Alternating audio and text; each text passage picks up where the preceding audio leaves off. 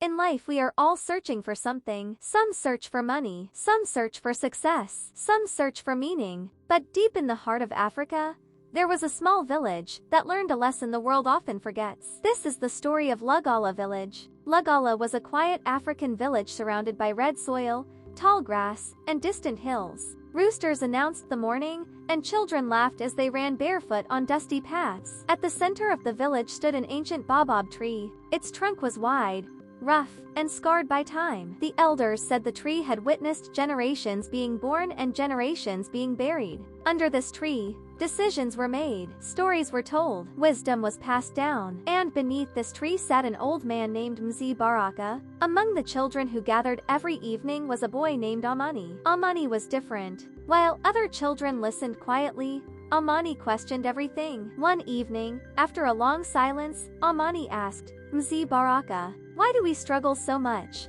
While people in the city become rich so fast. The village went silent. Mzee Baraka smiled gently and replied, my son, a tree that grows too fast often breaks when the wind comes. Amani did not understand, but the lesson had been planted. In Lugala lived a young man named Jabari, strong, confident, impatient. Jabari believed patience was for losers. One morning, he shouted to the village, I am going to the city. I will return rich. Then you will respect me. Mamasri, a kind woman, warned him, the city rewards wisdom, but destroys pride. Jabari laughed. He left without blessing, without guidance, without roots. Back in Lugala, Amina's mother, Nia, worked endlessly. She farmed, she fetched water, she cooked, she prayed. One night, Amani found her crying silently. Mother, why don't you rest? He asked. She smiled weakly and said, because if I stop, hope stops too. That night, Amani learned, strength doesn't always shout. Sometimes it suffers quietly. Months later, Jabari returned, not rich, not proud, broken. The city had used him,